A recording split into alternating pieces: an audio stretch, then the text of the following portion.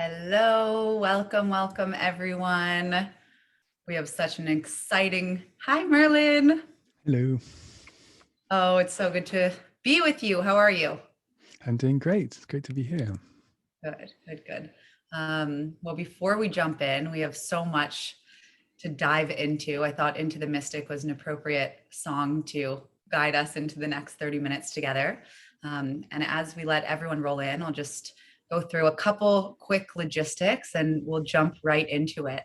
So just wanted to welcome you, Merlin, and welcome everyone that's rolling in. So happy to be here. This is the Elevate Everyday series. It's our free monthly live platform devoted to sharing unique, quirky, unconventional ideas that work.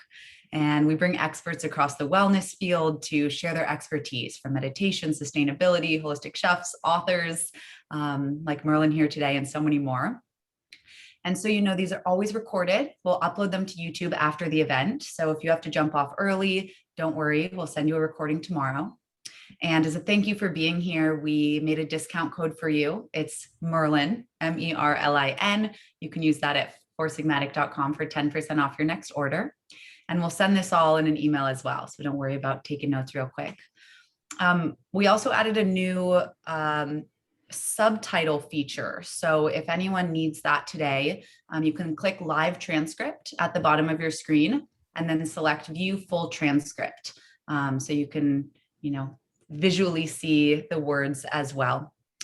And quick disclaimer, we're going to be talking all about fungi and mycology and mushrooms and so much more today with Merlin. But I do have to mention that Merlin and I are not your healthcare practitioners. So if you have specific questions about your personal health concerns, please try to ask it in a more general way so that others can benefit from the answer as well. And as many of you are already typing in the chat, this is one of my favorite parts about the webinar and the way that you can communicate with Merlin and I throughout. So please share questions, comments, whatever you'd like in the chat. And just make sure right now you'll see 2 and it'll say panelists. And click on the blue panelist button and drop down so it says to panelists, all panelists and attendees. And so this way you can share not just with Merlin and the team at Sigmatic here, but with everyone. And yeah, you're already telling us where you're from. So without further ado, I'll let you all tell us where you're from in the chat and something you're excited about or some way that fungi inspires you to get us kicked off and our brains thinking about fungi. And here's a formal introduction for you, Merlin. If those of you that are new to meeting Merlin, it's just such an honor that he's here with us today. Merlin is a biologist and a writer with a background in plant sciences, microbiology, ecology, and the history and philosophy of science.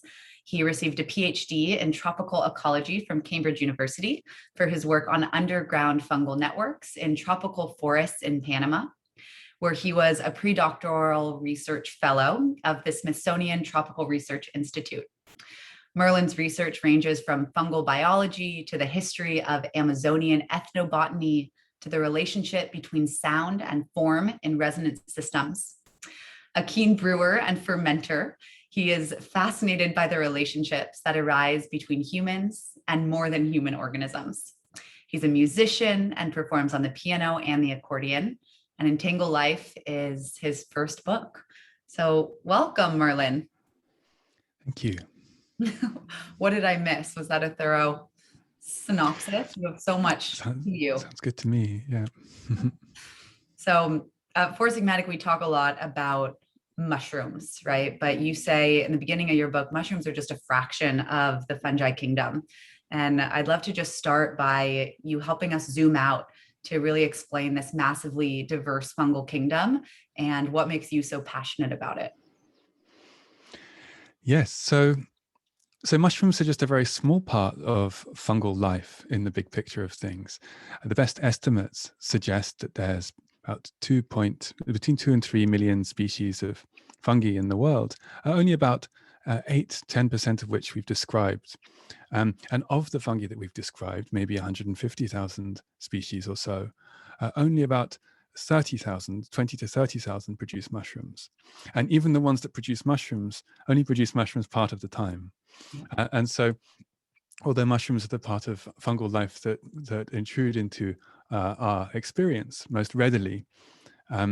They're just the part of the fungus that the fungus has made visible or available to wind currents or to animals, and because that's where they spread their spores. They produce spores and spread them from their mushrooms. So that's the part of the fungus that they are presenting to the world in Yeah. order to disperse themselves, rather like plants would use seeds to disperse themselves. Right. Yeah. We use the metaphor a lot at Four Sigmatic. The fruiting body, the mushroom that we see, is like the apple, right? The apple on the tree that carries the seeds or the spores for future generations of apple trees. So, knowing that this mushroom is just a portion of the species, can you talk a bit about what else is there, right? For those of us that are people that are new, like, what do you mean this is just the fruit? What else? We can maybe 101 on mycelial network and the rest of what fungi life is. So most fungi live most of their lives as mycelial networks, as you say, which are branching, fusing networks of tubular cells. And mycelium is how fungi feed. That's when they feed, unlike us, we find food in the world and put it inside our bodies. Fungi put their bodies inside the food. And mycelium is how they do that.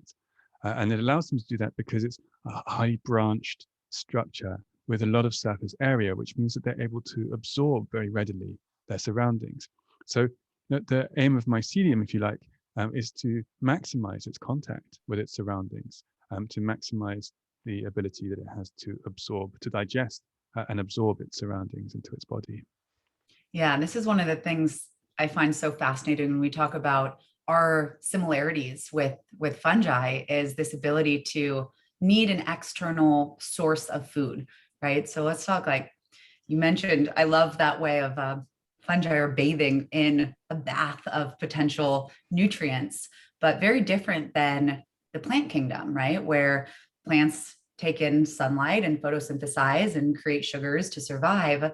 Both humans and fungi require nutrients to be able to utilize and have energy and create life. So yeah, that human fungi relationship with food, can we talk about that a little bit?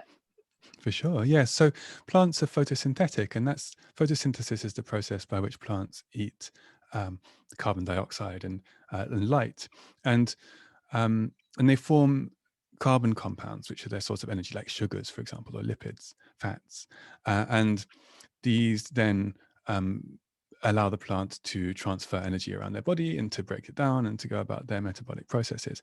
But we can't do the photosynthesis bit. So we have to find material in the world that's already been photosynthesized. And so photosynthesis, it lies at the bottom of the food chains because plants perform this and algae too, this really fundamental process of pulling out carbon from the atmosphere and turning it into a form that other organisms can then consume, like fungi or like us.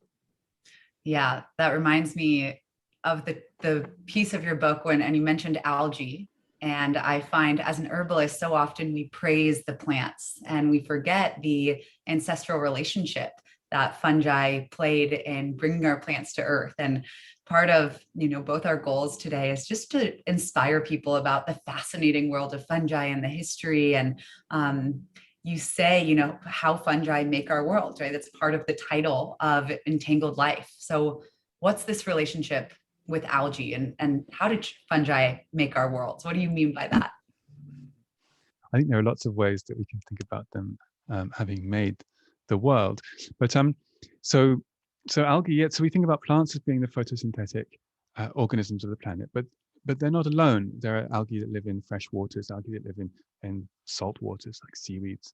And there are single cell algae that do a huge amount of the photosynthesis that happens on the planet. And there are also photosynthetic bacteria as well.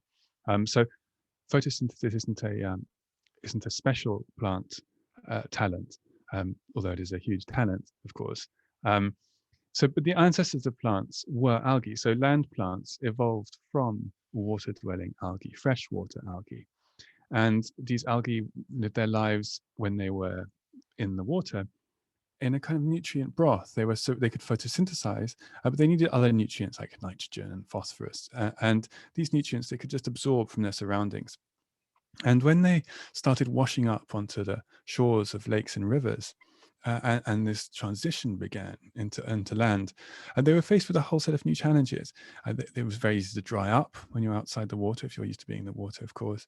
But also they had to find their nutrients in a different way. They had to forage for their nutrients in the ground, in the soils. And that's where this relationship with fungi kicked off. And fungi are really good at exploring soils. The mycelial habit allows them to forage expertly. And so it's a natural fit that the organism that produces the algae, that does the photosynthesis, that produces this energy that the fungus needs to grow, as well as the algae needs to grow. And the fungus would form this relationship where the fungus would behave as the root system of the proto-plant, and forage for nutrients, which would then feed to the algal partner. And then the algal partner would photosynthesize and produce the energy-containing carbon compounds that it would then feed to the fungus. And then both could do what neither of them could do alone. And this is the general principle of symbiosis, that in combining forces, both partners are able to extend their reach. So this is the basis of plants, of the plant lineage, a relationship between algae and fungi. So when we think about plants today, what we're really thinking about are algae that have evolved to farm fungi and fungi that have evolved to farm algae. So incredible. So powerful way to think about it. And I love the symbiotic relationship. And yeah, in your book, it's like over time, scientists didn't believe it. Oh, one must be benefiting from the other, or stealing nutrients from the other, or using the other. And fungi really represent this connectivity, this symbiotic partnership. And I'd love to go into beyond the algae fungi relationship and bringing the origin of, I mean, that's just mind blowing in and of itself, right? And we never really are taught about that initial relationship of how plants were able to move from the waters onto land and needing this fungal partner.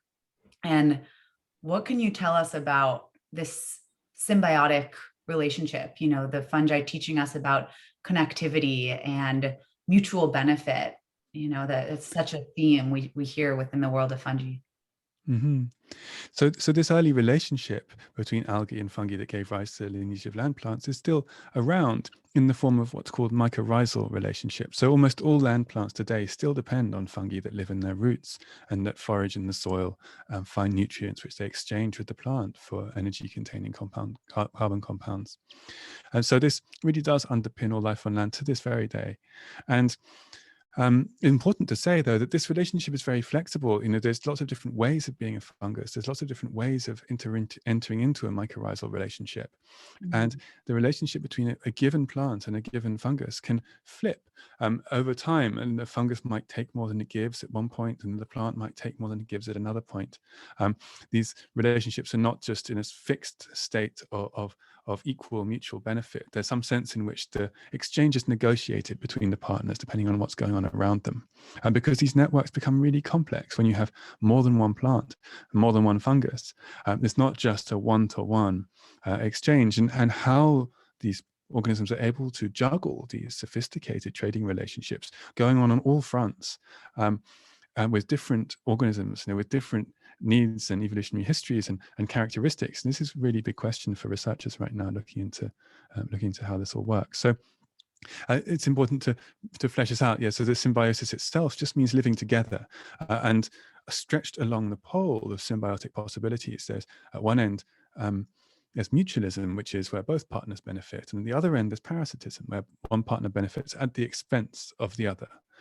And then there's everything in between. And indeed, many relationships, like some mycorrhizal relationships, can slide around on there at different times. So it's not like we're talking about a sort of stable utopia here. Mm-hmm. Yeah, there's a spectrum. Mm-hmm. Yeah, and we know, you know, even some of our beloved mushrooms that we use at Sigmatic, there's also a spectrum there, right? We have things like chaga that are parasitic to our birch trees, and then we have cordyceps, which everyone has to go read the cordyceps chapter in Entangled Life. And then, you know, all in between that spectrum, things like lion's mane and reishi, and that's just the tip of the iceberg. So beyond making our worlds, the other piece of Entangled Life is how fungi change our minds. Can we talk about this a little bit more? How do fungi change our minds? Yes, I meant this on lots of levels, and there's very literal levels on which they've changed our minds, at least the minds of modern biologists. Um, and in the 19th century, lichens, which are a symbiotic organism, a mixture of a fungus and algae or bacteria, and can be different types of fungus and different types of algae, and but they grow together to form these quite unusual forms that most people pass by without giving a second thought. They can look like stains or smears or antlers or um, leafy shrubs hanging from trees. But lichens play this very important role in the development of modern biological thought, because before the mid 19th century, there was microbes had been discovered, but they were thought to be just parasites or pathogens. So when microbes are living on animal bodies, for example, they're thought that these are definitely disease-causing agents. Hmm. And there was a Swiss botanist who was looking at lichens very closely, and he came up with what he called the dual hypothesis of lichens. And what he said was that lichens aren't in fact one organism; they're a combination of a fungus and an alga, and each does the alga photosynthesizes the funga, provides the structure for the alga to live in. And this was very difficult for people to swallow, because it was difficult for people to imagine that there could be a useful and invigorating parasitism, as they said. There wasn't a way to understand how two organisms could live so intimately together in a mutually beneficial way, in a way that was stable and constructive over the long term. And so it was in the study of lichens that another botanist coined the term symbiosis. So lichens were a gateway organism to our understanding of intimate cooperation in the living world. So that's one example of how fungi and the study of fungi have shifted opinions. On other levels, there are so many. I mean, then there's obviously psychedelic fungi, which change our minds, and not just change our minds individually, but have shifted, caused changes in direction in the cultural breeze, you might say, and so can change minds on a larger scale, change collectively our minds. And then there are other examples. Yeasts, for example, are model organisms and are used to understand how cells work. Yeasts are another type of fungus we haven't discussed yet, but they don't form mycelial networks. They live their lives as single-celled organisms. And yeasts are used as models. They're the very simple envelopes of life that lots of researchers in biomedicine and basic medical biology study. And so many Nobel Prizes for physiology and medicine have been awarded for work on yeast. And so this is another way that fungi have found their way into the models we make of the world, into the new pathways of understanding that we forge in the world. There are others, but perhaps I'll stop there. Yeah. And I feel like we're at the very beginning of the possibilities of how fungi will continue to change our minds, or the next piece of this is make our futures, right? And fungi hold this really fascinating place where there's so much irony, I guess, is like this ancient, when I talk about medicine, ancient thousands of years old tradition, or the original way that algae was able to move onto land. And yet when it comes to our modern consciousness, it really feels that we have so much, right? We've only discovered a small percentage of all of the fungi that we know exist. And we're finding more and more use cases for how fungi can benefit our bodies, our minds, our ecosystem, be used as biomaterials and mycoremediation and meat alternatives, and the list goes on. So where are we going? How are fungi going to make our futures or shape our futures? So it's very hard to say. They'll shape our futures, whatever we do, whatever happens. They've shaped the history of life in numberless ways, and they shape our day-to-day moment in numberless ways. There are these more literal ways, like in cheese or in alcohol, or in fungal medicines, these products, these direct products of fungal life. But then there are these less direct ways that they're shaping our present moment. For example, by decomposing Fungi are the great decomposers of the planet. And if fungi didn't decompose, say, all the wood that existed, then the world would be piled high with bodies. Yeah. And life would be a very different place. And so what that means is that we're living and breathing in the space that fungi leave behind. Mm. And the atmosphere that we live within has been partly composed by the decomposing of wood and plant matter. The carbon in wood becomes carbon dioxide in the atmosphere. And so, so there are so many ways that we live within fungal activity, even though we're blind to it. So moving forward, there are many ways it could go. I mean, there are all these different ways. You named some that we could partner with fungi to help us adapt to the challenges we face. Mm. And many of these bear enormous promise. And it's a very exciting to see so many new minds become interested in fungi, because the more minds there are interested in fungi, the more new possibilities will arise. So this is a great excitement. And there are all sorts of ways that we can move forward with fungi simply by stopping destroying them. And so, for example, with forests, old growth forests, and when we deforest these areas, we're losing plants, we're losing animals, but we're also losing the fungi that live in and on those plants and animals, many of which could play really important roles in our future lives, as yet unimagined roles.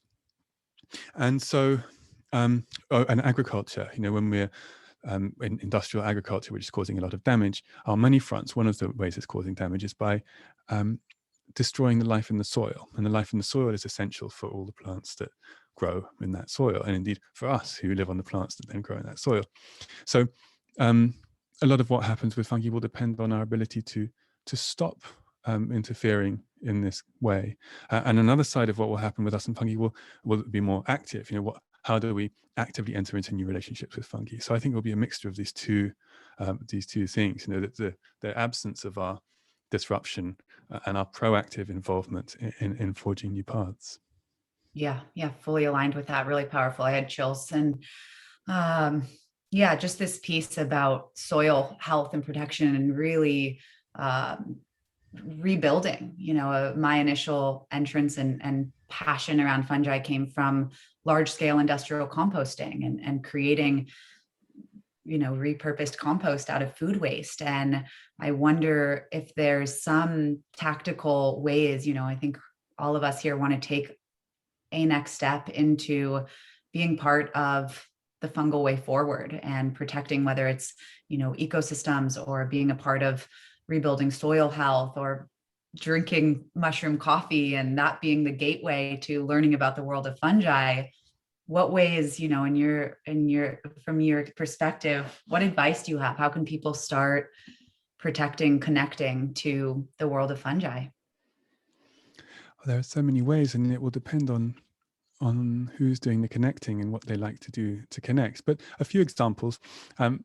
If you want to find out more about mushrooms, then I think it's a great thing to do to grow them. And if you haven't done it before, then you can buy a mushroom grow kit very readily, and without any complicated processes. You can just have them sprout in front of you, and over a course of a few days. And I think that's amazing. It never ceases to amaze me to watch them unfold and to develop and to take on their form, and then to lose their form again, to wither away, to sometimes to deliquesce, to melt and to decompose. So I think that's a great. If you're interested in mushrooms, that's a great way, an easy way to get started, and then that can open up the whole big long road of mushroom cultivation. There's many ways to get into that and to pursue that. And then there's fermentation. Whether you want to make, there's so many different ferments depend on fungi, but there's obvious ones like miso, which depends on an Aspergillus fungus, and and cheese, of course, but even other ferments, lactoferments. There are fungal participants in these stories. It's not just bacteria. So if you're doing any kind of fermenting or preservation, life preservation, then there's going to be fungal element to that story too. And if you think about the fungi participating in those processes, then I find that's a good way to connect. Because in a jar of sauerkraut or a jar of kvass, you have waves of microbial succession. Different microbes take over from where the other ones left off, and this is a bit like how it works in the world around us. We live in the atmosphere which is created by these big metabolic cycles, huge metabolic cycles taking place over big distances and times. And I think of fermentation as a kind of microcosm of microbial ecology, and you can taste it change. You can taste it with your own mouth, and so it puts this big change on a scale, on a time and scale that we can identify with and taste with our own body. So I find that's a useful way to tune in to what's going on in the world at large. But then again, I'm biased because I like fermenting. But then there are other ways too. And plants, all plants depend on fungi. Most depend on fungi that live in their roots, but all plants depend on fungi that live in their leaves and their shoots. And I find that it changes my experience of, say, the salad that I'm eating, if I think about these leaves as full of fungus, and also the leaves as the product of a fungal relationship. This starts to change the way that I feel about these organisms, and over time that changes the way that I form relationships with plants, whether I'm just passing a tree on the street, or cultivating a plant in my garden, or eating a plant on my plate. So that's another way. But there are others too, but maybe I'll leave it there. Yeah, that's wonderful. Growing your own mushrooms, starting cultivation, starting to ferment, which is a massive, wonderful world in and of itself, and starting to really slow down, it sounds like, and look at the plants around us, no matter where you are in the city or, out in the forest, and starting to realize and remember that there are fungal components in all of our plant life, right? And there's this interconnected relationship, and it's really starting to become aware, become present, and then to watch and play and have that personal interaction with the fungi, maybe in your kitchen or on your street. Yeah.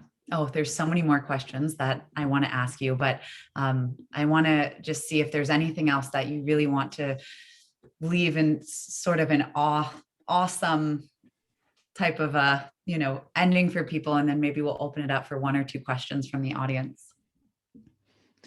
Well, perhaps I'll just say that I think one of the really exciting things about fungi is that thinking about them makes the world look different. And it can be a really astonishing process of not just learning about fungi, but learning about the living world in general. It's very hard to think about fungi without thinking about where they're living and what they're doing, who they're relating to. And that's a line by John Muir. If you tug on anything, you find it hitched to everything else in the universe. And fungi are rather like that. If you start following a fungal interest, you'll find that very quickly it unspools into whole ecosystems and whole biospheres. And so it's a thrilling journey. And yeah, I advise anyone who's vaguely interested to dive in. I love that. Thank you. Such a wealth of knowledge. Sherry has a question for you. How do you study fungi without harming it and the plants it inhabits? Well, in many cases, you do harm the fungus and the plants they inhabit. I mean, it's one of the paradoxes of biology that much of the time, to understand the life in front of us, we have to kill it. It's not, one gets used to it in biological study, but it always is strange when you think about it. In the case of, it depends how you're studying. So many ways to study fungi. But for example, if you were studying fungi in the soil in the forest, then I don't think you need to feel so bad, because you take small soil samples, and those soil samples would contain parts of a fungal network, parts of several fungal networks, but the chances are that you've left most of the fungal network behind, and it'll be able to regenerate itself. Just a fragment of that network can become a whole new mycelial network. Likewise with plants, you might take just a leaf or a twig or a root sample, or you might have to harvest a whole seedling in which you've killed, in which case you've killed that seedling, Right. and then you grind it up into little pieces and then extract the parts of it and then string that back together. So so I don't know of many biologists who could say that they have never killed their subject matter. I think maybe animal behaviorists who are studying the ways that, say, primates behave in the wild, they would probably have a clean record. Um, but certainly most people studying plants and fungi and microbes will have killed them at some point in their career. Yeah, fair, for the greater good. Mhm. How do you see, this is from Zane, how do you see the future of advances in technology and fungi coexisting? I think there are lots of ways to think about this. There are lots of technologies which do involve fungi intimately. So fungal building materials, or using fungal materials in other types of product, like as battery electrodes, or as agents of wound healing, or there are all sorts of ways that fungi can be folded into our technologies. And indeed, you can think about alcohol fermentation as a relationship between the fungus and the human technology. You know, the barrels and jars that we created to house this process of fermentation are a technology designed to exist in relationship with the fungi that carry out this fermentation. So it goes back a very long way. But moving forwards, I think it just depends. And there are ways that that we can fold fungi into our technological applications, but there are ways that fungi will fold themselves into our technologies, whether we like it or not. There's a fungus called the kerosene fungus, which lives on kerosene in the fuel tanks of aircraft. And so we might go around building our aircraft, developing kerosene tanks and kerosene jet engines, and then the fungus would start to relate to that whole little ecosystem we've built there without us really intending to. So it's a whole world of possibilities. Yeah, I agree. It's like we don't go out and find the fungi. They're going to find us. They're going to show up for us if our eyes are open. There's many more questions, but I know our time is short, and I just want to leave people with ways that they can continue to learn from you and stay in touch with you. So, what's next? How can people find you after today? They can go to my website, which is merlinsheldrake.com. They can sign up for my newsletter or follow me on social media, on Instagram or Twitter. They can read Entangled Life, and yeah, those are the ways. Wonderful. Well, it's been such an honor and such a pleasure to talk to you. I feel like I could keep you here for hours and hours, but just want to thank you so much for your knowledge and all that you're contributing to this space, and inspiring myself and so many other minds about the possibility of fungi. So thank you, thank you, thank you. And it's been such a pleasure. Thanks for having me. It's been great to chat. Yeah, take care. Bye.